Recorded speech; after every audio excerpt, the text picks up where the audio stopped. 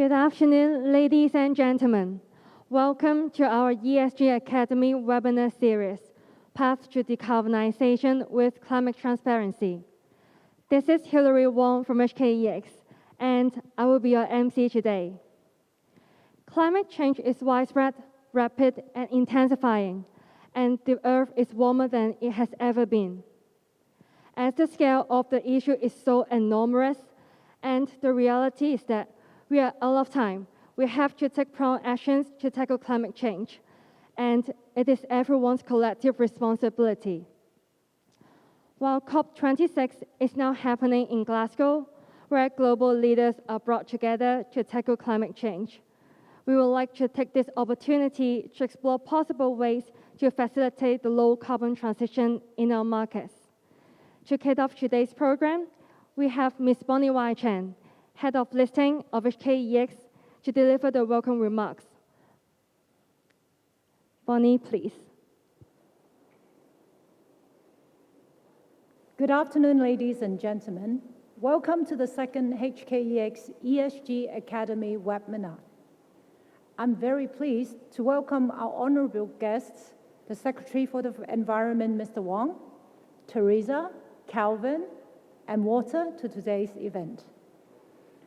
I think many of you will agree that climate change is probably the most pressing task of our time.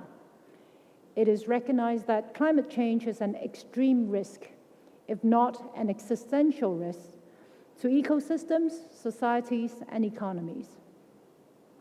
While climate change poses significant financial risk for businesses, it also presents tremendous opportunities for businesses too, such as the financing of clean energy for a more sustainable, low-carbon economy.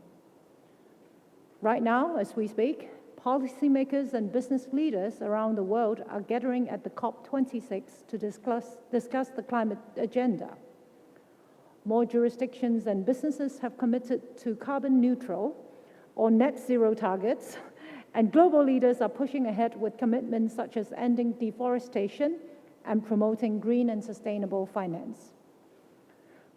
Closer to home, as announced by the Chief Executive at the policy address, Hong Kong targets to achieve carbon neutrality before 2050, and the government has launched the Climate Action Plan 2050, which outlines relevant initiatives to reduce carbon emissions for a smooth transition to a low-carbon, climate-resistant economy.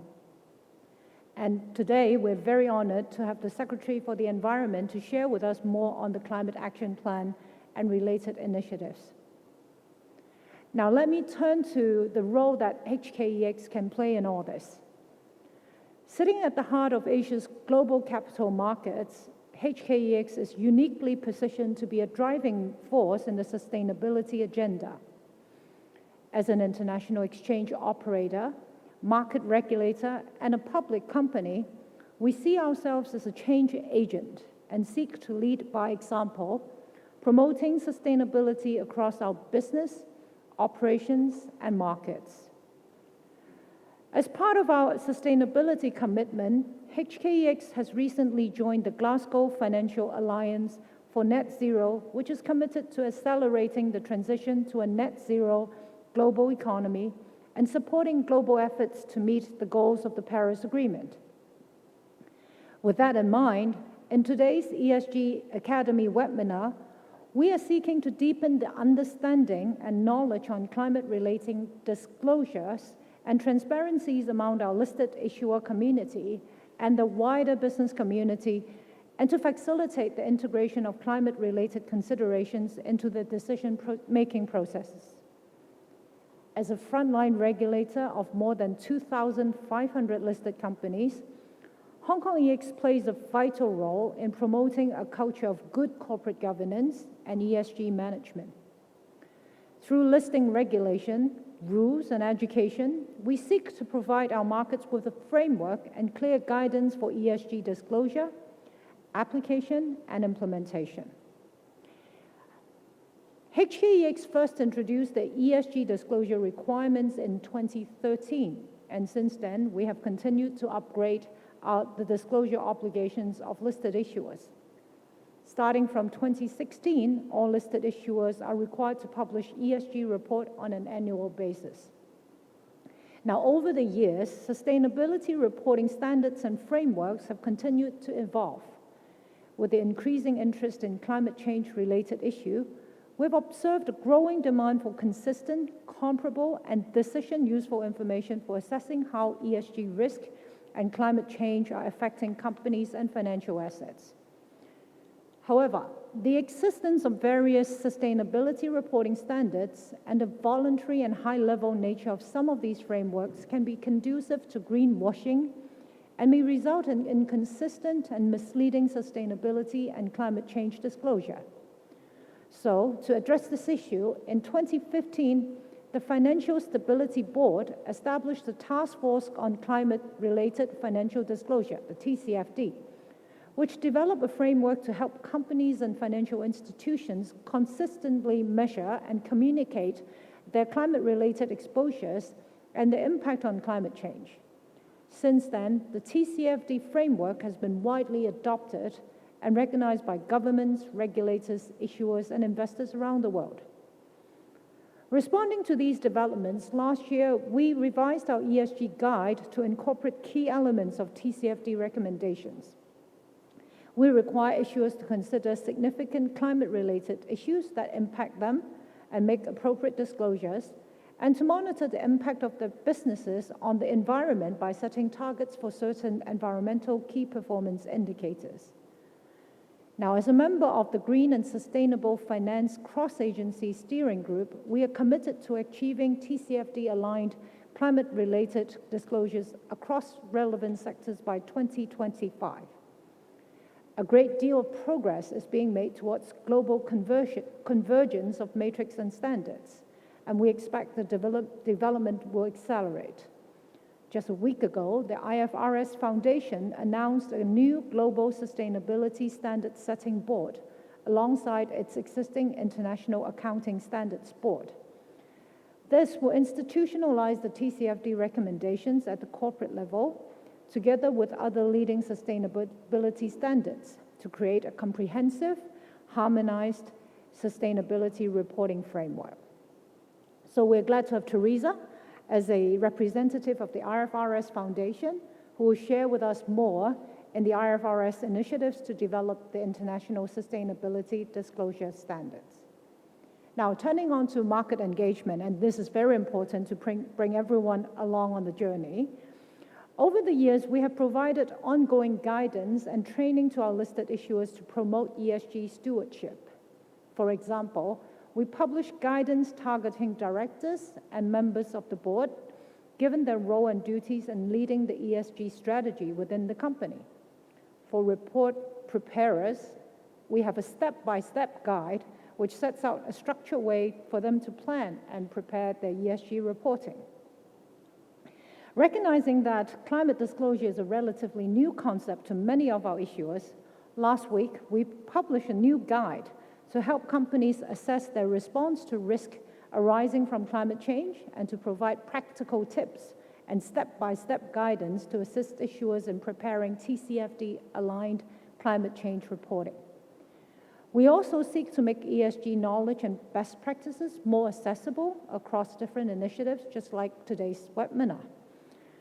So on that note, we're very delighted to have Walter, the chairman of Carbon Care Asia, who has worked with many companies on climate change and sustainability reporting, and Kelvin, head of sustainability and risk governance at Link Asset Management Limited, who spearheads Link's corporate sustainability and net zero strategy, to share with us their insights and experience gained in the climate reporting journey. ESG and climate change risk management is not limited to just listed companies. In fact, the consideration starts before listing, and it is important for IPO applicants to plan ahead so that they can implement the necessary measures to ensure future compliance once they are listed. So last week, we also published the findings on our review of IPO applicants' corporate governance and ESG practices with an aim to provide guidance on expected practices for meaningful information and enhance applicants' compliance readiness. Last but not the least, We have launched a new centralized portal for ESG Academy. This one-stop information platform will include the latest reporting requirements and guidance materials, directors' webcasts, e-training, webinars, and other useful external resources. Hopefully, this will help companies build their own long-term sustainability strategies and help them implement change for real impact. So let me conclude by emphasizing again that tackling climate change is the most pressing task of our time. It requires unparalleled levels of regional and global cooperation across every industry, and all of us have a critical part to play and have to act fast. I hope that this afternoon's discussion will provide you with some valuable insights into your own ESG journey, specifically on the transition to low-carbon economy and the climate change. So please do enjoy the session. Without further ado, I shall now pass the floor to our speakers. Thank you. Thank you, Bonnie. Now, let's take a look at how climate change is fueling extreme weather and how it affects our city. Global warming results in extreme weather.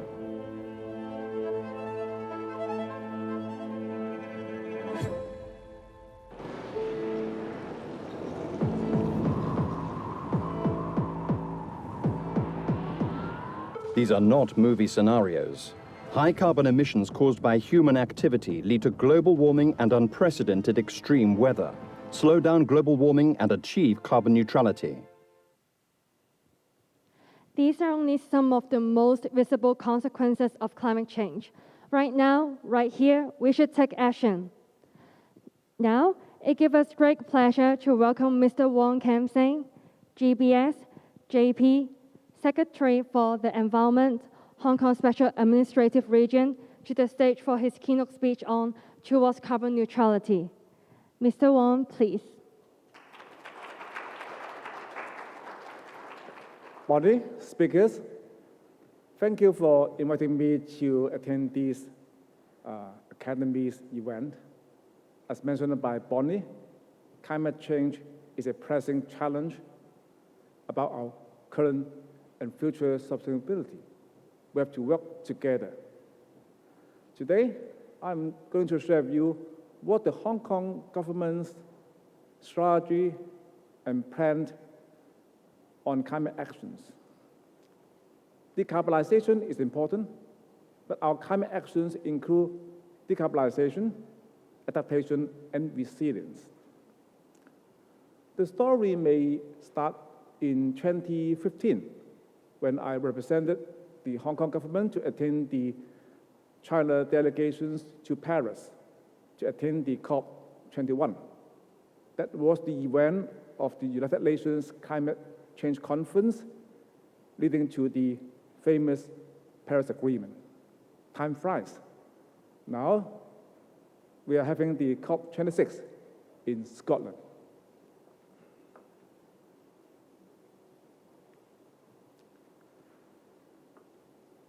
Upon my return from Paris to Hong Kong, I talked with the chief executive at that time and also the chief secretary for administration to set up a high-level steering committee within the government, attended by all the secretaries and department heads to prepare for Hong Kong's comprehensive climate action plan.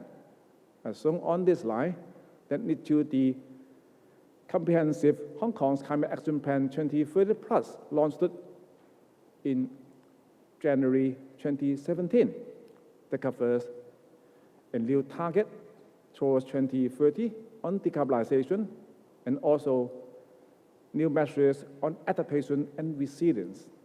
I think for listed companies, it's not only about mitigation, but also the climate risks in relation to adaptations and resilience are our common concern.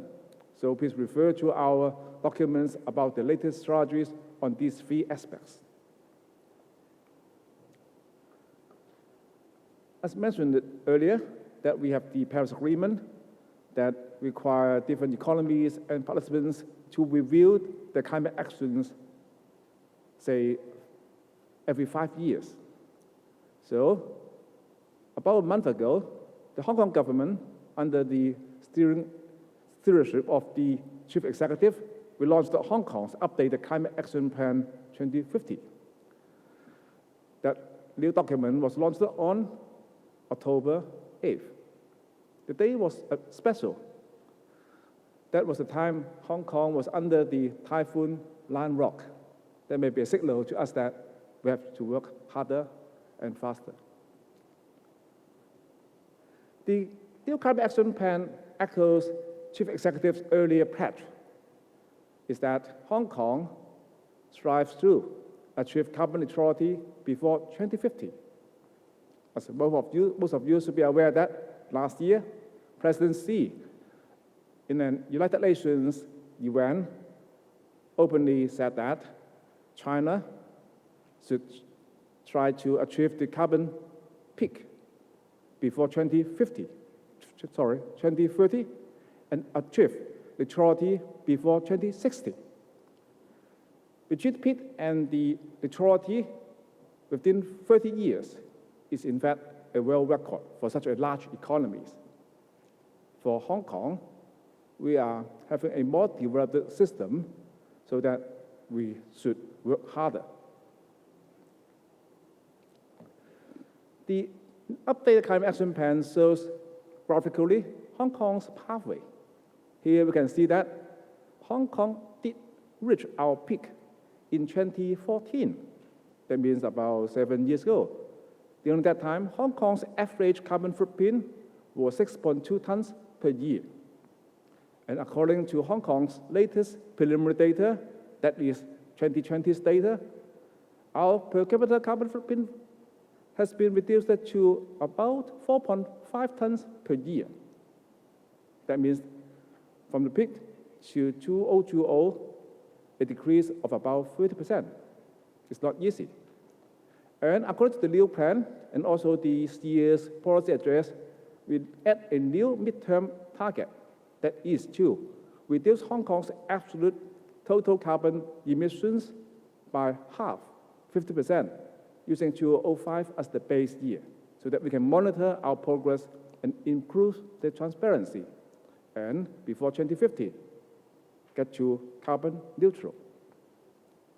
It's challenging, but we have to do that.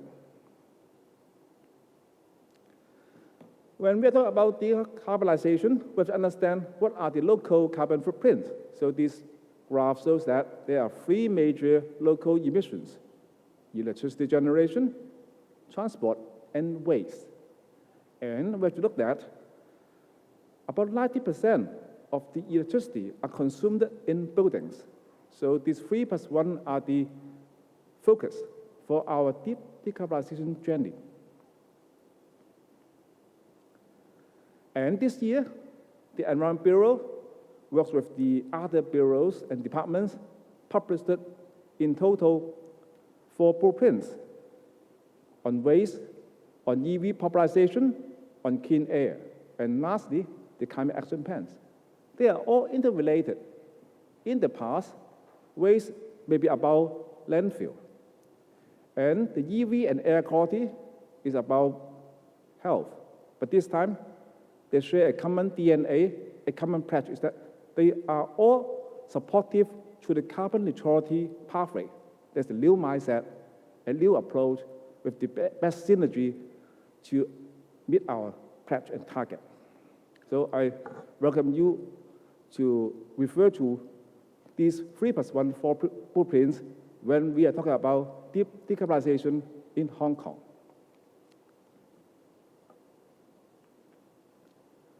And we published the some 60 pages document plus a leaflet as shown here. People can easily understand an overview about our updated climate action. It revealed our previous 5 years' actions and highlight what are the new challenges and opportunities, plus 4 key decarbonisation aspects. Let me share with you the key points. Firstly, a retrospect. The previous blueprints set out actions on decarbonisation, adaptation, and resilience. So we invest in the past few years significant to decarbonize Hong Kong, to phase out coal step by step, and also to promote energy saving in buildings. For instance, we proposed the 4T partnership scheme earlier, according to today's topic. 4Ts refer to target, timeline, transparency, together. Because on decarbonization, these 4Ts are very important. We have to set target, and it's urgent that we have to set timeline. Transparency is important, so that's why we talk about ESG, and together, it's very important that we all have to contribute to our goal. And in the past 5 years, due to the contributions by different parties, we saved about 4.7% of the total electricity in Hong Kong. It's easy, but it's important to reduce Hong Kong's electricity demand.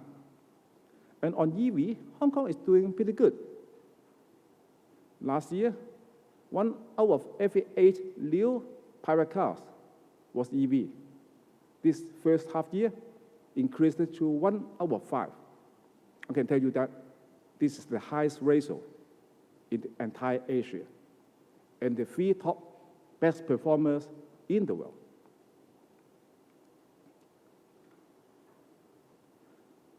And I'm going to present the 4 key aspects on decarbonization. The first 2 are about electricity generation and energy saving. We have to increase the net zero power generation. Okay. Within, say, a decade or so, before 2035, we'll phase out the coal portion for power generations for general electricity provision. That's in line with the discussion in COP26 in these days. And we will increase the net zero portion to about 60 to 70% by 2035.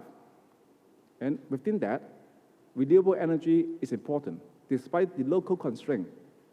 Currently, Hong Kong's local renewable energy is less than 1%, but we will try to increase that to 7.5 to 10% in a decade or so, and will further increase it to 15%.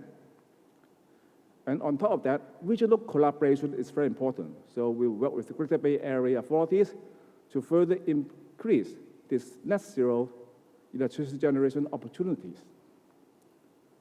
And in this process, energy saving is important. Otherwise, we have to invest a lot in the infrastructure. So green buildings and energy savings are very important. So this time we set targets for commercial buildings and also for domestic sector up to 2035 and beyond. We will use smart technologies. For instance, for new development areas, the Hong Kong government would provide district cooling system that is efficient and also help to reduce the urban heat island effect that would help to improve Hong Kong's mitigation and also adaptation. We are also asking the 2 power companies to change all electricity meters from conventional one to smart meters within a few years. By now, about 40% of the meters in Hong Kong have been changed to smart meters, and we will devise a scheme to make our city smarter in the metering and also the relevant initiative. We will also tighten the relevant regulations and also to promote more green buildings in Hong Kong. Green transport and waste reductions are also important. In Hong Kong, about 18% of Hong Kong's carbon footprint are related to the transport sector. So that's why we proposed Hong Kong's EV popularization roadmap and also Clean Air Plan earlier to drive the change in this aspect. There are a few key points. For instance, according to our EV roadmap, on or before 2035, if you are going to buy a new private car, it must be EV or equivalent. Even hybrid would not be good enough. And before 2050, all vehicles should be zero vehicular emissions. So that would improve our carbon emissions and also air quality. We are also going to test out new energy vehicles in Hong Kong. For instance, within 3 years, we will test hydrogen double-decker buses in Hong Kong. And on top of that, the first ever electric double-decker buses has already arrived at Hong Kong and will be on road early next year. And not only cars, but also ferries, because ferries are also causing air pollution and also carbon footprints. So we are going to support the ferry companies running services in Victoria Harbour. In total, 4 electric ferries will be running in Victoria Harbour within a few years soon. And waste accounts for the remaining carbon footprints in Hong Kong. So we published the waste blueprint. There are a few key features. For instance, before 2035, no more landfill, because landfills of municipal solid waste is being a major greenhouse gas emission sources locally. So we'll promote more waste-to-energy facilities and waste-to-resources facility. And the forthcoming municipal solid waste charging, 垃圾收費, will be implemented in 2 years' time, will be helpful for Hong Kong to reduce waste at source and promote more recycling. And there are also opportunities despite all the challenges. Green finance, green economy, innovation technology. Capacity building is about how to train people, including young people, to support all these changes, including ESG. And also for new towns like the recently announced Northern Metropolis, it would be carbon neutral communities.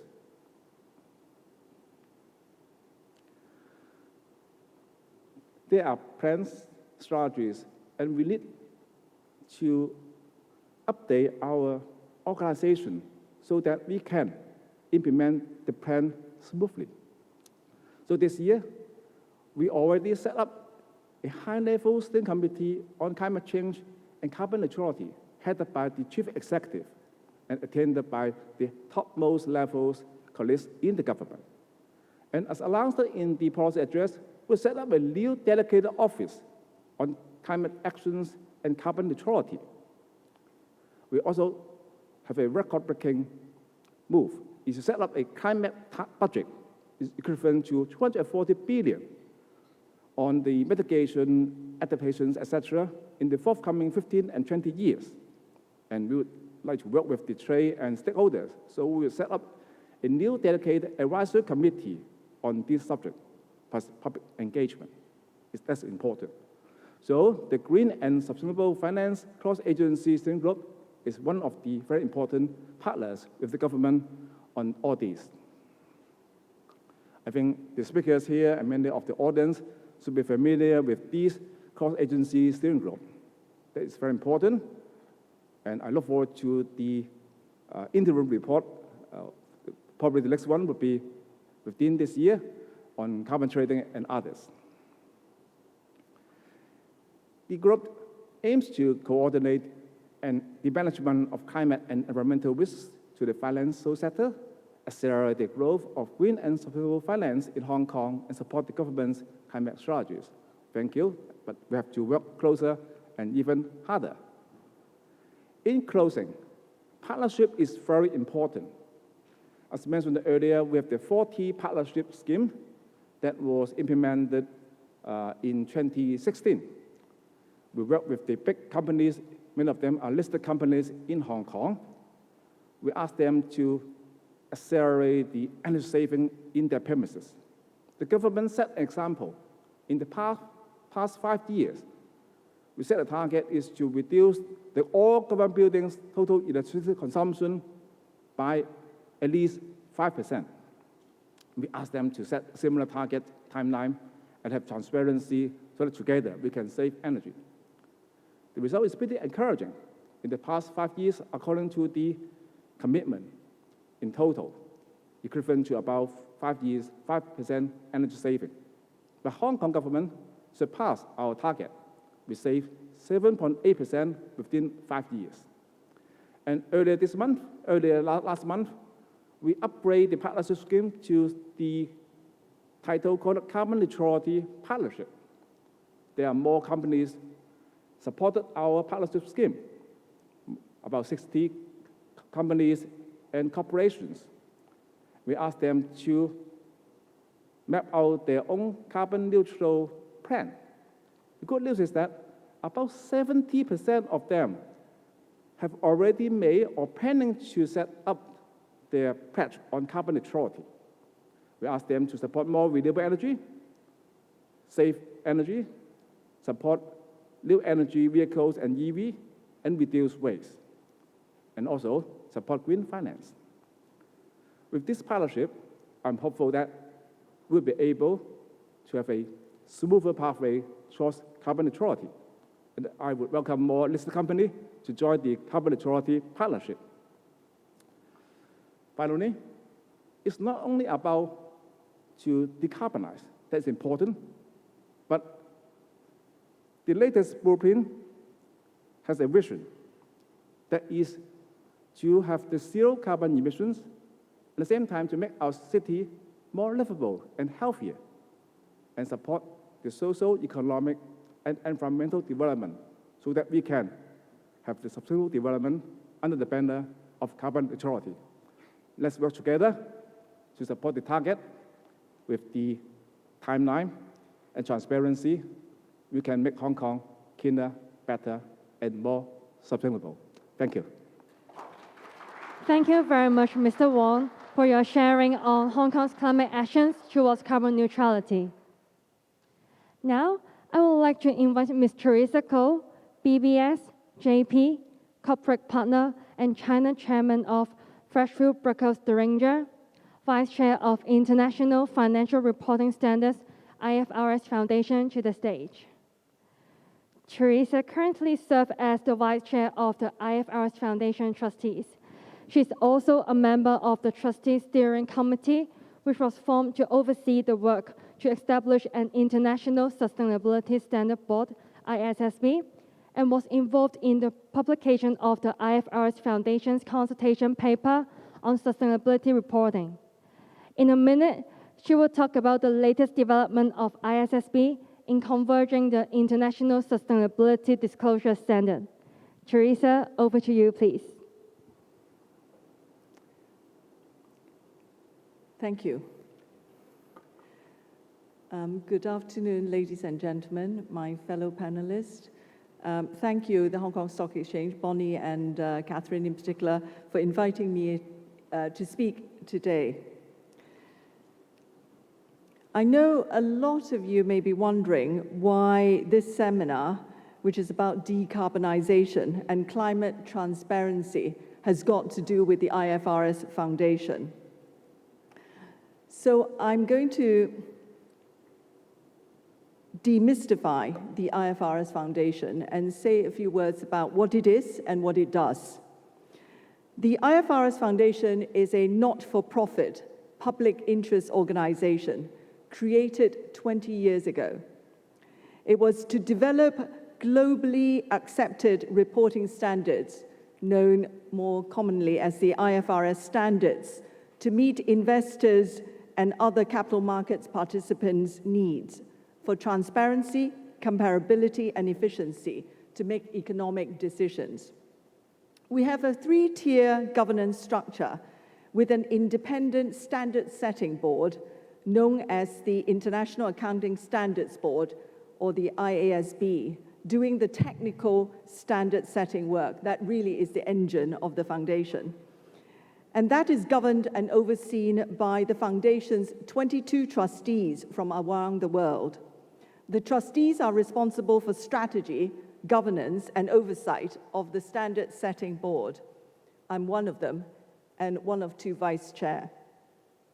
And we, the trustees, are accountable to the IFRS Foundation Monitoring Board, comprising capital market authorities responsible for corporate reporting in their jurisdictions. The vice chair of IOSCO, which is the world's leading international policy forum for securities regulator and recognized as the global standard setter for securities regulation, is chair of the monitoring board. Today, 144 jurisdictions require the use of IFRS standards in their financial statements. Now, as we all know, the world has been inundated with an increasingly overwhelming landscape of sustainability reporting frameworks and initiatives, scorecards, and data matrix. Many voluntary international initiatives have emerged to meet different needs, some focused on the financial markets, others serving broader audiences. We have also seen an increasing number of jurisdictional initiatives with different levels of requirements, different levels of ambition, and are moving at different paces. The gap or the pain so far is that not much, if any, of these initiatives is globally comparable, consistent, or assured. The consequences of a lack of a set of globally comparable or consistent sustainability reporting standards are obvious. Whilst many voluntary initiatives have driven innovation and action, and many companies voluntarily provide sustainability reports, the so-called alphabet soup of requirements create complexity for investors, companies, and regulators. Because reporting is voluntary, companies can cherry-pick and mix and match which frameworks to use, and this has resulted in greenwashing, which has become rampant and very serious. I'm sure you have noticed that everything is called green or sustainable these days, and there is currently limited third-party assurance on such sustainability reporting, which affects trust in the reported information. All of this risks complicating the effectiveness of financial market participation in the drive towards net zero. So this is where the IFRS Foundation came in. Last September, as part of our periodic strategy review, the trustees published a consultation paper to assess the demand for a global set of sustainability standards and whether there was support for the foundation to play a role in developing these standards. What we heard was that there was growing demand for global standards to improve consistency and comparability, and broad support for the IFRS Foundation to play a role. The IFRS Foundation was also told that climate should be its initial focus. Informed by this feedback and support from IOSCO, the trustees started to work on the preparation of a new International Sustainability Standards Board, the ISSB. This is created under the same governance structure of the IFRS Foundation, whose work has stood the test of time, and also to leverage on the connectivity between IASB and ISSB. And that was only 9 months ago. Fast forward to last Wednesday, on the 3rd of November, at the COP26 Finance Day, and after numerous Zoom trustees meetings and steering committee meetings, of which I'm a member, and an incredible amount of work by many staff of the foundation, our chair, 𝗙cie𝗹𝗹liche, announced 3 significant developments. Finance ministers and central banks governors from 40+ jurisdictions and 6 continents joined the UK in welcoming the announcement. So what was the announcement? 3 things. The first is the formulation of ISSB. The second is the consolidation of leading investor-focused sustainability disclosure organizations, the CDSB and the VRF, into the foundation. VRF, which stands for the Value Reporting Foundation, houses the Integrated Reporting Framework and the ISSB standards. The VRF was created through a merger of the Integrated Reporting Council and ISSB last year. The third is the publication of 2 prototypes, one on climate-related disclosure and the other on general sustainability disclosure requirements. I will come back to these in a minute. This is an extremely exciting development as all these actions together create the necessary institutional arrangements for a global sustainability disclosure standard setter for the financial market. Now, let me unpack these developments and start with what ISSB is going to do. The ISSB remit will be to develop a global baseline of sustainability disclosure standards. Its focus will be on meeting investors' needs and the other capital markets participants' information needs. The ISSB standards will enable companies to provide comprehensive information about ESG matters to the financial market. The ISSB is intended to cover the full spectrum of ESG issues, but as climate is most urgent, it is climate first, but not climate only. Let me go into what the global baseline and building block approach means. The first point is that we don't want to start from scratch. There is already plenty of good work that has already been done by leading sustainability reporting organizations, and we want to build on existing investor-focused work. And I want to come back on how we actually managed to achieve this. 3 points I want to say about the global baseline before I walk you through the diagram.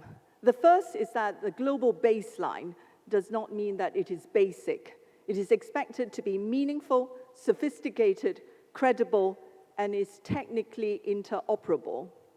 We are not looking at the lowest of all the denominators, but we are looking to reduce duplicative reporting requirements for preparers and disclosures which could sit alongside and be compatible with the company's traditional accounting information.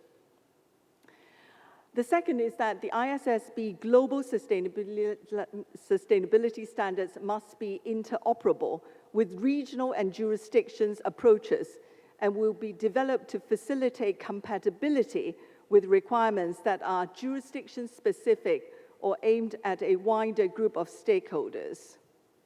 This building block approach allows jurisdictions which are more advanced to go further and faster. The third is that the ISSB disclosure standard is intended to be available to all jurisdictions, whether or not they require the use of IFRS accounting standards. And what is so exciting is that the global baseline concept has the backing of the G20, the G7, and IOSCO.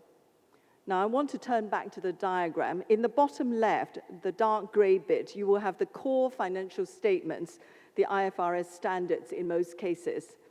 In the middle, the red bit, you will have this global baseline of sustainability-related financial disclosure for investors to report on forward-looking sustainability matters that are reasonably possible to affect value creation over the short, medium, and long term. And this is what we want to focus on, enterprise value.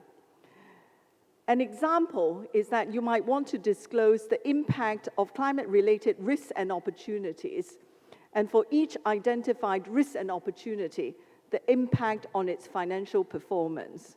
And this could include capital allocation plans, supply chain innovation, or investments in technology or new business areas. Now, the second point is we are going to feedback from consultation highlighted the importance of us not starting from scratch. So the second part of the announcement was that the CDSB and the VRF becomes part of the IFRS Foundation to ensure that the IFRS Foundation is not competing in the market, but to consolidate and to build on the good work that other organizations have already done. Another key initiative to enable ISSB to build on the existing work was the establishment in April of this year, the Technical Readiness Working Group, the TRWG. This was created by the trustees to give the ISSB a running start. Now, members of the TRWG comprises CDSB, this is the Climate Disclosure Standard Board, and not everyone knows this, but their framework focus on climate change was first published in 2010, over 10 years ago. Value Reporting Foundation, which I mentioned, TCFD, which Bonnie mentioned, the World Economic Forum, and the IASB, with IOSCO as an observer at this working group. Now, the third part is the publication of 2 prototypes. The Technical Readiness Working Group has worked for nearly 6 months to consolidate key aspects of members' organizations' content into an enhanced, unified set of recommendations to the ISSB. So included in the climate prototype are climate-related disclosures that build on the TCFD's recommendation, and they also include industry-specific disclosure. These are recommendations to the ISSB, and the TRWG is not a substitute for following the due process the Foundation is renowned for in its standard setting. The ISSB, when it is finally up and running, will consider the recommendation as part of its initial work program. Now, I'm going to show you quickly the next 2 slides to put everything into context. The first is how the ISSB fits within the IFRS Foundation, and we have created effectively a sister board under the existing 3-tier governance structure. The change is that there will be 2 standard setting boards. Previously, there was only 1 red box. Going forward, there will be 2 operating next to each other, but each board will be independent, but will work collaboratively. The ISSB will also be informed by several advisory groups, including a new Sustainability Consultative Committee, to provide technical advice, and members include the International Monetary Fund, the Organization for Economic Cooperation and Development, OECD, the United Nations, the World Bank, and additional expert members are drawn from public, private, and non-government organizations. And we will also set up a Sustainability Standards Advisory Forum to provide formal mechanism for engagement with jurisdictions across developed, developing, and emerging markets. And the Foundation will also leverage the existing CDSB and VRF advisory groups. Now, this slide also shows the importance of compatible standards. So the IASB develops IFRS accounting standards. The ISSB develops IFRS sustainability disclosure standards. They will collaborate closely to ensure there is connectivity and compatibility between IASB's and ISSB standards. Standards will complement each other to provide comprehensive information to investors. Now, a quick word about the IASB composition. It is expected that it will have a chair and 2 vice chairs and 14 members. Most of them will be full-time, drawn from diverse expertise and experience, and will ensure geographical balance. And then the ISSB is established with a global footprint through multi-location presence. Frankfurt and Montreal will host key functions with a seat of the ISSB in Frankfurt and technical support and market engagement offices in London and San Francisco, where the VRF is based. And further discussions continue with proposals for offices from Beijing and Tokyo to finalize the board's footprint in the Asia-Oceanic region. Now, this slide is important in that it shows the road to mandatory reporting is not straightforward, but a pathway to convergence and mandatory reporting of climate risk has been created. The ISSB does not have power to mandate anything. Its role will only be to establish and develop a comprehensive global baseline of standards. IOSCO's aim is to endorse the standard before the end of 2022 if it is satisfied that the standard sets out practical and effective global baseline for climate disclosure to financial markets across the globe. ISSB and IOSCO will also engage with audit standard setter to facilitate third-party assurance on companies' sustainability disclosure. Each jurisdiction will decide whether to require the standards and whether and how to incorporate within jurisdiction-specific requirements. It will be up to each country to decide whether it will apply and enforce the standards. I'm just going to leave everybody with a few thoughts. Climate is a global challenge and requires a global solution. Some of you may have heard Mark Carney's speech on Wednesday when he announced that 130 trillion of private capital from over 450 banks, insurers, asset managers are waiting to be deployed to fund global transition to net zero. He described the moment as a watershed, and 𝗙cie described the ISSB as a game changer. Carney has elaborated more and described the ISSB as the essential plumbing to move climate change from the fringes to the forefront of finance so that every financial decision takes climate change into account. I know with a lot of businesses, sustainability has become integrated, it's become an integrated part of every aspect of business operation. Climate risks and how it affects business is coming to the real economy, and it is coming to our financial statements. We have arrived at a tipping point, and to play our part, we have to make mindset change, not only in our professional work, but also with our individual action. Our young people demand it, our investors require it, and our world depends on it. Thank you very much. Thank you, 𝗙cie, for your insightful sharing on the latest development of the International Sustainability Report Standard. This is indeed a milestone which will shape the sustainability reporting system across different industries. Now, we have a chance for an in-depth discussion with our panel on the topic of enabling climate-related information for a net zero future.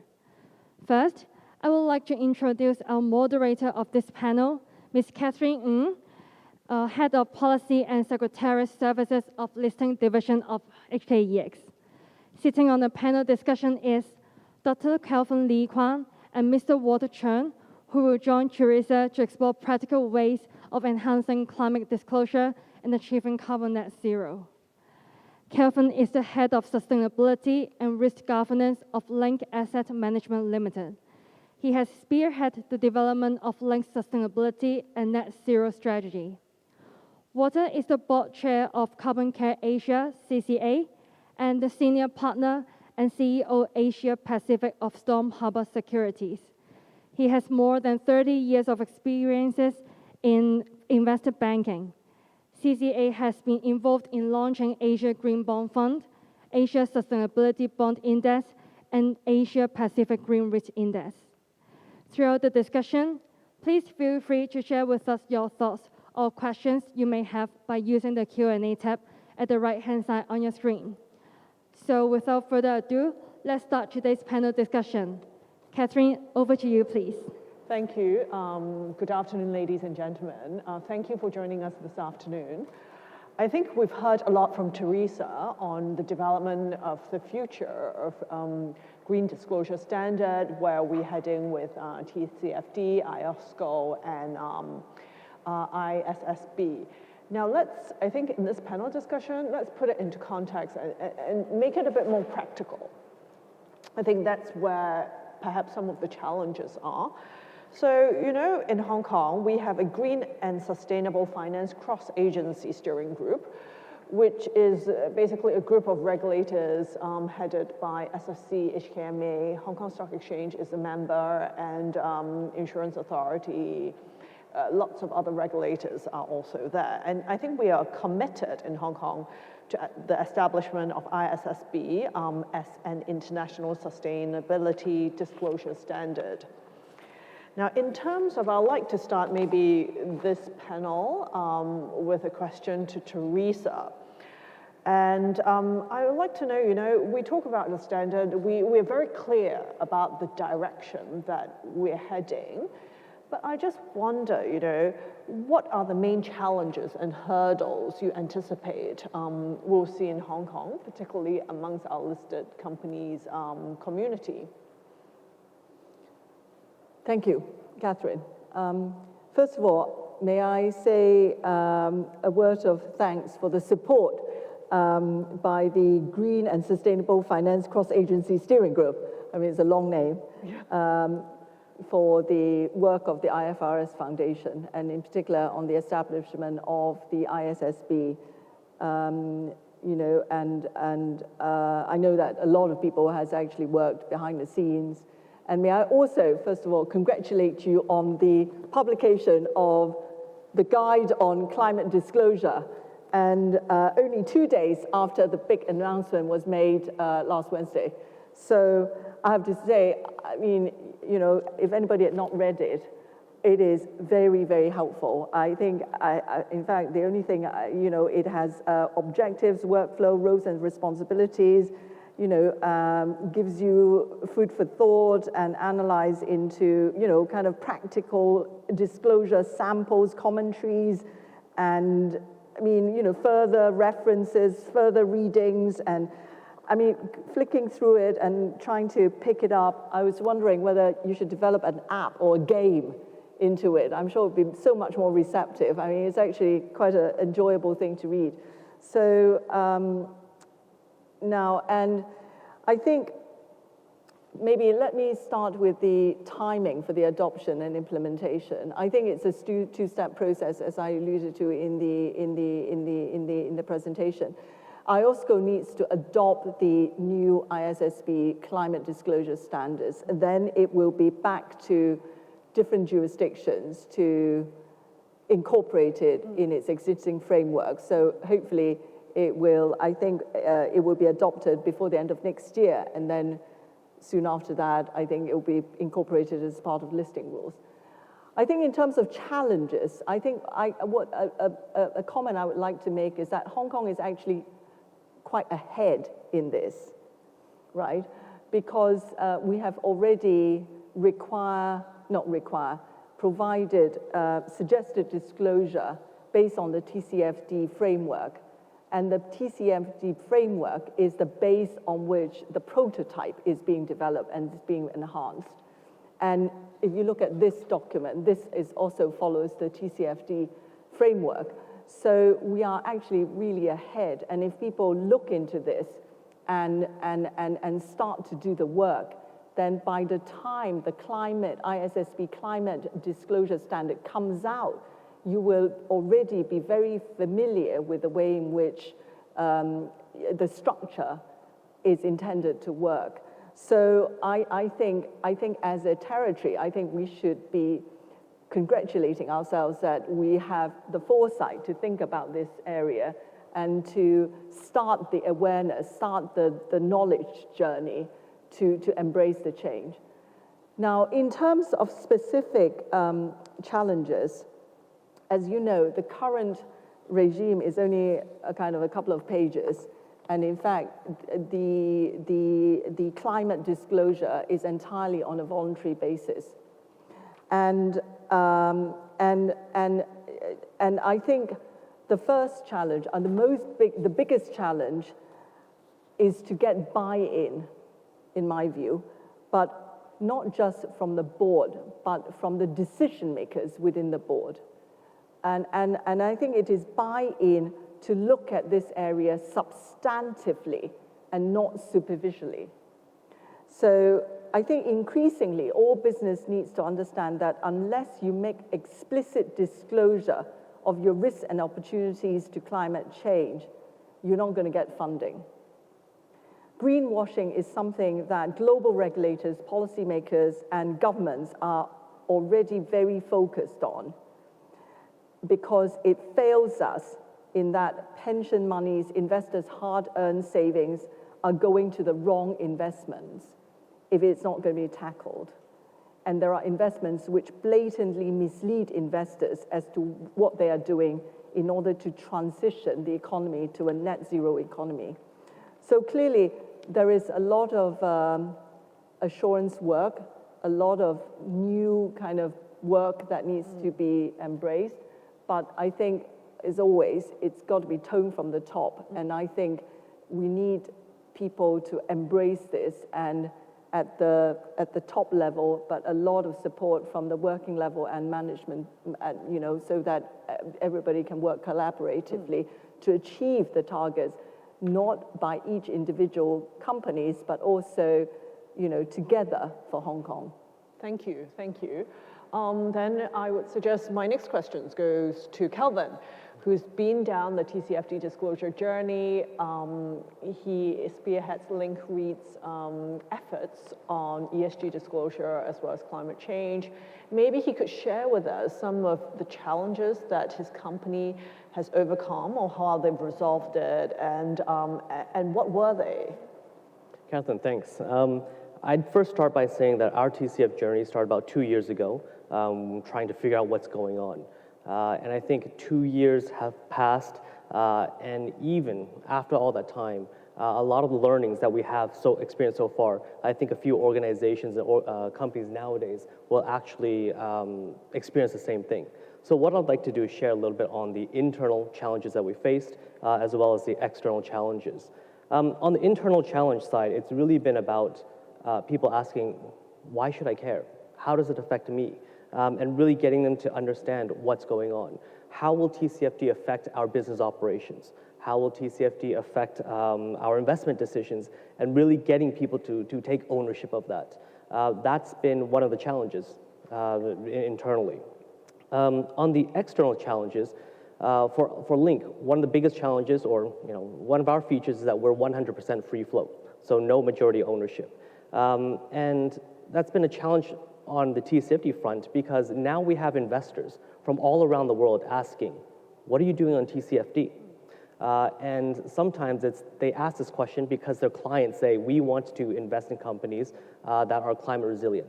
But the investors at that time didn't know what that meant, so they simply asked that question, what are you doing on TCFD? Kind of check that box in terms of engaging with the company. So we figured out that a lot of people were asking, but we just weren't sure what that meant, what they were looking at. There, again, was very little understanding. So one thing, we have to figure out how to overcome this challenge. And for us, it was realizing that, I think you mentioned in your presentation, don't reinvent the wheel. Don't come up with an independent methodology. The key here is to get other people to understand and align with different ways of reporting.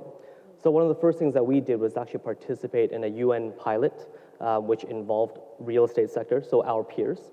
We brought in investors as well, because investors were asking these questions. And together, at that time, we started to define and outline certain methodologies appropriate for the real estate sector across different geographies. So that way, we know that the participants in this particular effort were aligned with how we're reporting the information. The investors could understand how to interpret that information as well. It wasn't a perfect model, but it really gave us good insight into what are some of the challenges that we faced right away. So that was really the key part about that. Now, that was done about a year ago, and since then, we actually ran into the second pilot, where originally it was investors and real estate companies only, but now we brought in the banks, brought in insurance companies as well, because these are the other groups, other stakeholders that will be involved in this entire process. And again, looking at definitions, looking at encouraging transparency, which is something that Secretary Wong mentioned as well. So again, it just was learning from each other and being ready to take that first step, because we're all moving in this direction. By being aligned early on, learning from failure or learning from initial pilots, we're already a step ahead of the curve, so that we're building this reputation with our investors. Moving forward, one of the key things that we will continue to do is learn from other people, work with SASB, work with the IFRS, and so forth, because that's really where this is about. We expect that there's going to be greater clarity on taxonomy. So last week, China also announced the Common Ground Taxonomy, which is going to be very helpful, aligning the EU, China, and hopefully APAC on some of these definitions as well. We're all speaking the same language, and that will be very important. The other thing is as we're developing these standards, there will be elements where the specific industries and sectors have to figure out methodologies as well. So we will see increased numbers of efforts, sector-specific efforts, and I would encourage organizations to participate in that. If I may end on another note, we've only discussed the environmental issues associated with climate change, right? That's really what a lot of this focus is on. We haven't begun to look at the social issues that will emerge from climate change, which may have an even bigger impact. So I think both of you have mentioned this is not something that's going to be solved in a few years. It's going to be a long-term project. In order to overcome this, we all have to work together. So I suggest that get started early, gather the insights, and build resilience in your organizations.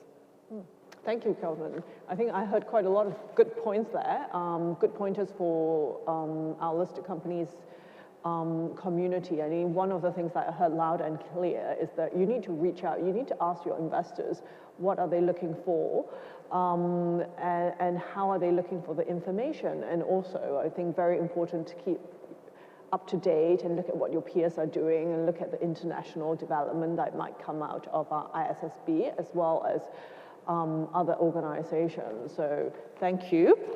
And then over to you, Walter. I would like to ask you, we had Carbon Care Asia has been assisting companies in their climate change disclosure or sustainability reporting. What are the main observations and how ready do you think companies are in general for the new sustainability reporting standard, and what more do they need to do? What are the gaps to get to a TCFD aligned report? Yeah, thank you for the question. CCA was set up in the year of 2008, long before ESG become popular. But over the year, we serve a very wide variety of corporate clients, from banking, from construction company, real estate company, and so forth.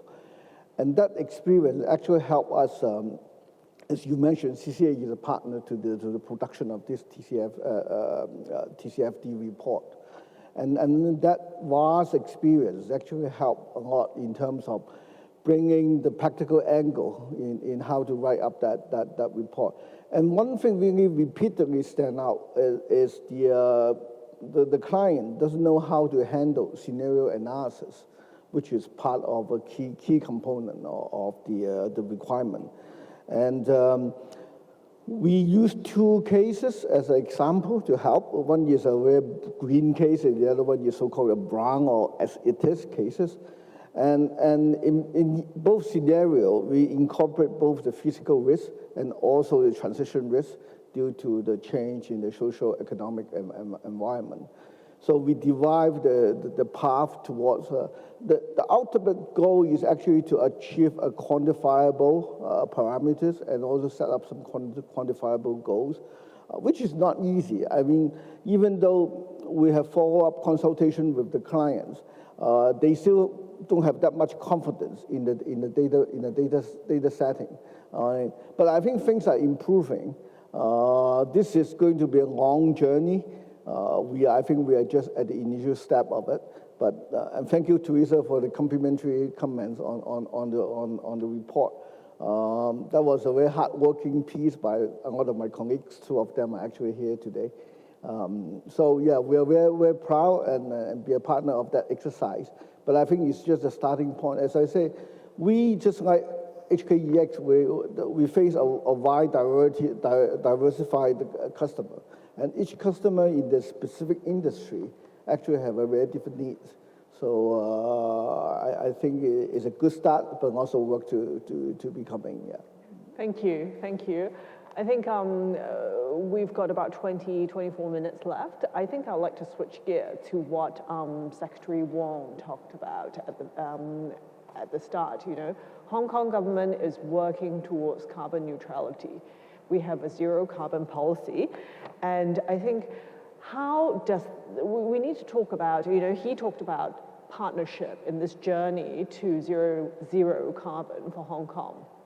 I would like to explore with our speakers here today about, what is the role of the business, what is the role of listed companies to bring Hong Kong into carbon neutrality? How do business contribute to achieving that goal?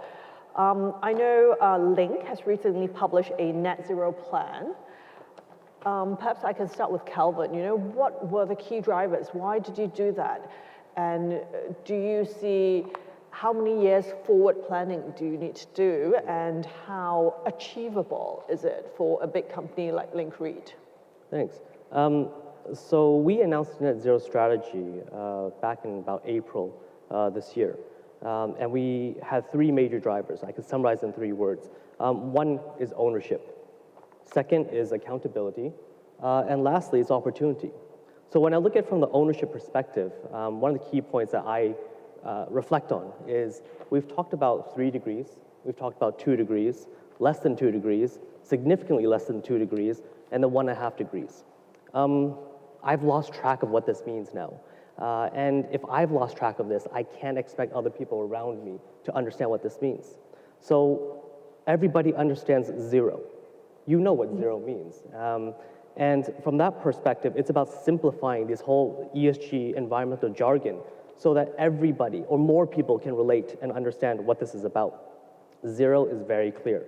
For me, now this means that my investment team can understand, okay, how do we look at potential investments in regards to their energy efficiency? How might this impact our zero target? For the asset management team, now they start knowing every day when we're managing this property, what is it that we're looking at to reduce the target, reduce efficiency, improve efficiency, reduce consumption, again, so that we hit zero. With the operations team, now they can figure out, okay, what type of technology should we be looking at? Can we still focus on macro management, or now do we have to transition to micro management? Zero is just so much easier for people to understand. That was the ownership perspective. Now, when I jump over to accountability, one thing I've said is that we're looking at 2035. And the reason for this, I think, can be reflected back on Bonnie's earlier statement. She said this is a pressing challenge. We must deal with this. We all agree. If it's a pressing challenge, then why wait until 2050 for us? So for us, it's 2035 is close enough so that people working on this can see this target through, right? It's that accountability. I'm setting this target. I will see this through. It's also far enough for technology to develop, improve, so it will be a viable factor in our 2035 strategy. More importantly, this is also close enough so that investors, rating agencies can track our progress through. And really, it's challenging ourselves to do something faster, accomplish it earlier, because this is what we have to do. So that's the accountability side. Lastly, on opportunity, I think a lot of people look at climate change, TCFD, net zero more as a risk management approach. But if it's still early, if you start on this now, you can really look at the opportunities associated with this. Everyone will need to do this. The later you start, the more difficult it will be. Let's look at carbon taxes. We haven't talked about carbon taxes. If you wait until governments release a carbon tax, what is your implication? What happens to your revenue? Better yet, let's look at carbon offsets. Will your organization be a producer of carbon offsets, so generating revenue, or will you be a purchaser of carbon offsets? How will that impact your business? The closer you get to 2050, the more people that will want to buy carbon offsets, and therefore the price will likely go up. So the last thing I would say for opportunity internally, we're actually using this net zero 2035 strategy as our way of engaging, developing, and retaining our talent as well. Again, because you're setting a target that many people have the opportunity to see all the way through. So again, ownership, accountability, and opportunity. Okay. How does the board fit into all this? I mean, you talked about it very much from a management perspective. I presume, how do you get boards buy-in, or at least get them to understand, whether what you propose, 2035, whether it's achievable, or whether they need to push you to go even faster? Well, to be frank, all my 2 years of experience on this, is pretty much thrown out the door now. And that's thanks to HKEX and ISSB, because you're making it, the board has to look at climate change. Yeah. So now I don't need to convince the board. It's mandatory. Fortunately, we've had a board that's been very engaging on this topic, and it's really been working with them to outline, look, we project that by 2035, if we're going to hit net zero, that means that we have to hit these targets in the next 5 to 10 years, and really give that business plan for the next few years to show how it will be accomplished. We're setting up KPIs and KRIs as well to monitor and track that progress. It's just the beginning, so we've just started to really articulate this. Our net zero strategy comprises energy efficiency, clearly.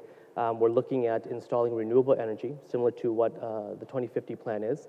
We're looking at renewable energy credits, and direct investments as well. And then lastly, that carbon offset. I think part of this is really giving the board confidence, knowing that we've set an aggressive target, but we do have ideas how to get there. We've essentially drawn one of those wedge tables to show this is how much we'll get from the different components. By 2035, I might have this much left, and that will then be taken over by carbon offsets for now. So getting their buy-in was really about providing the business plan for them to see. Thank you. Teresa, you work with and you advise a lot of corporates in Hong Kong, based in China, across the world. So what do you think they need in order, what can you do to support them?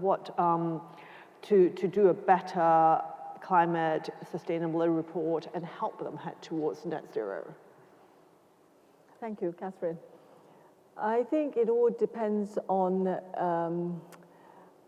what stage each client is at this journey, right? Because, we've heard from Link Reed, they have forefront. kind of gone through the painful stage for 2 years, and you're probably leading in the space amongst some of the peers, right? So I think the first point I would say is that corporations need to really understand the why. Why are you doing this? Why are you doing this at a board director level, senior management level, and individual employee level? Global climate change is not just anything. It's not something that excludes anyone. It affects every single individual on this planet. So in order for us to get to net zero, I think it is collective action by every individual person. And that's why I think we have a goal that we should all, and every single person should put behind it. So the first point I would say is, does this company, a client, understand what it's trying to do? It is no longer a tick the box, just shove somebody to kind of fill in the various disclosures and then be done with it. That's not going to work, particularly if you are looking for finance. And I think Mark Carney might have the answer to what everybody is asking, because he said that the world must build a financial system entirely focused on net zero, and that firms signing up support a wholesale rewiring of the global financial system so that every financial decision takes climate into account. Now, of course, I think I'm sure many of you know, he's currently the UN Special Envoy on Climate Action and Finance. But he's managed to get, so many people and so many corporations, including the Hong Kong EX, sign up to, funding for transition to net zero. So I think it really depends on where you are in your journey, and then the help would be to help them to understand what is happening globally as well as locally, because even only at the local level you can't solve this problem. So I think sometimes you have to encourage them through showing them what other firms are doing, other clients are doing, and what their competitors are doing. I think external pressure, external influences can also help. And in addition to just, the regulators basically telling them that what they have to do, it has to come from the company itself. It could be for survival, for their own standing, or to make a point, and then, to articulate their strategy in order to satisfy whatever goals that they wish to achieve. Okay, thank you. I think we heard that. Nothing works better than a bit of peer pressure and friendly competition. So we certainly encourage that. Walter, you are in the business of, supporting a growing demand for ESG information. Where do you see, the pool? How is the pool of sustainability talents growing? Government Secretary Wong has said that this is one of Hong Kong's top priority for talent building, more ESG professionals. How are we, Hong Kong Inc., going to get there? One of the questions, actually, I was looking at the questions as we come in. We have lots of, I think, ESG practitioners, young, aspiring, as well as seasoned ESG practitioners tuning into today's session. Some young ESG practitioners ask you, what advice would you give them about kind of the future of their career? I think I can turn this question into something that really hit the nail in the wall in my mind. I sit in the board of 𝗙cie𝗹𝗹, which is a private enterprise. We are not a cost center in a big organization. We actually need to run it as a business. Although we do have a sister company called the 𝗙cie𝗹𝗹 Foundation, which we got a lot of sponsorship, including from the Hong Kong Jockey Club and so forth. But 𝗙cie𝗹𝗹 itself, as a business, like independent, private, triple bottom line business, human resources is our key capital. And the short answer to your question is, to the newcomer, the job market is really hot. In fact, we have our regular board meeting, and that issue keep coming up. I mean, we keep losing middle-ranked people to organizations that pay better. People come in for a few years, get the training, and they got headhunted. But I think it could be good for the society, but our role probably, we are a bit of collateral damage because of that situation, but we will continue our mission to groom more young people. But really, the job market is very hot. On average, for people who left our organization, they got a pay raise of at least 30–40%. Either we are paying really cheap, or the market is really hot. Yeah. Well, it sounds like if you're not in ESG reporting today, this is something that you should definitely consider. Lots of opportunities there. Now, I'm going to turn to some of the questions. I think a lot of people are already on the ESG reporting journey. We have a lot of companies that are reporting on GRI today.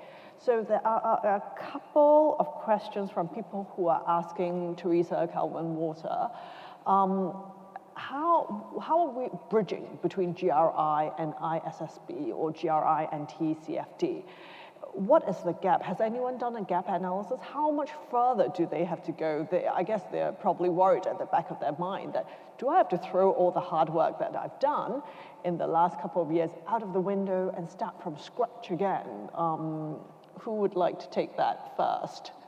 Well, why don't I have a go? And I do see a question from Peggy about alignment with GRI. You see, the IFRS Foundation's original mission is to focus on investors. So when we were embarking on our own journey to expand into sustainability reporting, I mean, I can share with you that there were many pretty soul-searching debate as to what will be our focus, because we absolutely understand GRI have spent a lot of time and done a fantastic work focusing on broader societal issues, right? And they are extremely important in today's environment globally. But we have to start somewhere. We have to stay focused. So we have decided on an investor-focused approach, focusing on the financial and the capital markets participant. But I think we have we want to continue to collaborate, and this is where the building block approach comes. We are not denying anybody who, wants more disclosure, which are aimed at a broader stakeholder base, to continue to report, to complement the sustainability standards developed by ISSB. So hopefully it's not to the mutual exclusion of everyone else. I think this is, the beauty of the building block approach. Yeah. But our focus is on enterprise value. It's not a double materiality standard. It's what we call a dynamic materiality standard. And what I can share would absolutely support that, right? So we started with GRI and then moved to integrated reporting, and now eventually ISSB in a couple of years, or maybe next year. GRI is actually a very good platform for people to figure out what your material issues are, right? It's a whole checklist, essentially, of KPIs and so forth. And what we learned very quickly is that there are some KPIs that are just not relevant to our line of business, but we continue to collect that information. There are some that are very specific to our business. And what we're doing is actually using our GRI reports and our experience from that to identify the key material issues to our business that are related to climate change. That's actually how we shaped our integrated report, which we've done for roughly 5 years now. And that's how we'll continue to move forward, because it helps us focus on the key issues, the ones that are relevant, and it provides a common platform to speak with investors about and explaining to them why certain metrics are not relevant for a real estate investment trust or relevant to Asia and so forth. So for us, it's helped us evolve. What I would say is for organizations that are just beginning on this journey, you have roughly 1 year to get up to speed, and GRI actually would be a good part to get started with, get a good understanding of your organization, the material issues, so that when these standards come out, you're already ahead of the curve. That's what I would say. Yeah, that's great. There's certainly no lacking of information available. We have a lot on our ESG Academy website, and Hong Kong X, like Teresa mentioned, we just published a guidance on climate disclosure last Friday. So for those who are starting the journey or who have done a bit of climate change reporting but would like to do more, please take a look at the reporting guidance that's available. And my key takeaway from hearing from the speakers is very much about, companies need to do what is important to them, what's material to them. They're not disclosing for the sake of publishing some numbers at all. So materiality sounds like the key to it all. Okay, another question that they would like to know is on capacity building. We talked about, Walter talked about, his staff is being poached left, right, and center with a hefty pay rise. What can we do collectively? The government, I know Secretary Wong talked about, more courses at the university, but are we not growing home? What can we do? What can business community do to grow more talent for Hong Kong? Any ideas, Walter, to solve your problem? Yeah, and if I expand this question into a more general scope, I think we all set out to change the social behavior. And I think there's 4 stages, okay? One is awareness. The other one is understand the problem. The third one is a commitment to do something. And the fourth one is to execute. I think on the awareness, with everyone's effort, we are almost there. So nothing is perfect, but we are almost there. The understanding, as we're publishing more guide, more standard coming out, I think we are halfway there. The commitment, I would say, is still weak. We probably one quarter there. The execution, no, I think we are almost only 10% there. And we need more talent to do the latter part of the development. And I think, unfortunately, this is not something that you can read 10 books and then you call yourself expert. The clientele is so diverse, the dimension is so diverse, I think you really need to have a practical experience. And then that's why CCA provides a very good like training ground for our young people. But I think as we accumulate more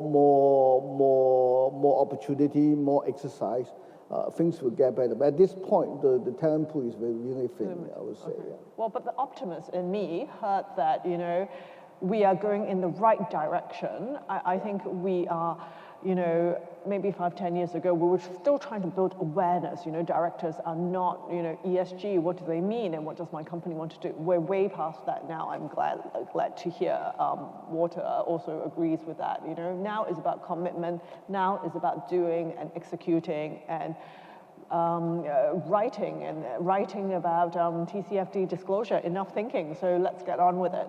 Now, we only have a couple of minutes left, and before we leave, I would like kind of each speakers to give their kind of 2-3 pointers, the giveaway, the key giveaway on this climate disclosure, ISSB, net zero journey. What advice could they give to our listed issuers and our business community? Maybe start with Kelvin in the middle. Thanks. I'll leave you with 3 points. Number one, the climate change issues that we're dealing with requires what Link calls business as mutual, right? Our success, our resilience relies on all of our stakeholders participating and joining efforts. That requires us to communicate the challenges of climate change, more importantly, collaborate across our value chain to address these issues. That's point number one. Point number two is, I would say embrace net zero. You've heard me say that we use net zero to encourage ownership across the organization. You've heard me use net zero to encourage accountability, again, across the organization. And more importantly, moving forward, identify the opportunities. Point number two. The last thing I will end up with is get started early, right? So 2050 is a target for a lot of governments, but there's no reason why businesses and corporates cannot do this faster. Challenge ourselves to do it faster. I welcome someone else that comes in and says 2030. Actually, European companies are doing this. So we welcome that peer pressure. So get started early. Thank you. Maybe we'll go to Water and I'll leave the lady with the last word. Yeah, I guess airtime is very precious, so I'm going to do a bit of propaganda. Do read the TCFD guide published by Stock Exchange. I think it's a very valuable document, and a lot of effort has been put behind that. Yeah. Okay, Teresa. Okay, I'm going to make 3 points. The first is that we have arrived at a tipping point. The second is that net zero targets are no longer nice to have, but must have. And we owe this to our younger generation and to our planet. And the third one is it's okay if you're only at the start of this journey, and don't wait till it becomes mandatory. Learn about it, invest time in it, and embrace the change. That's wonderful. Thank you. Thank you all for joining us today. And I think we've learned a lot from today's speakers and panel discussion. And do read our TCFD climate disclosure guidance. And we wish you well on your journey towards net zero. Thank you. Thank you all for that insightful sharing session. So we are now at the end of today's webinar. Once again, we would like to thank all of our guests, speakers, as well as our online audience for supporting this event. HKEX is dedicated to facilitating the transition to a low-carbon economy. We hope that today's discussion has encouraged you to further incorporate climate issues into your business strategies and to take further actions to address it, because climate change is everyone's business. We look forward to seeing you at the next ESG Academy webinar. Thank you and have a good afternoon.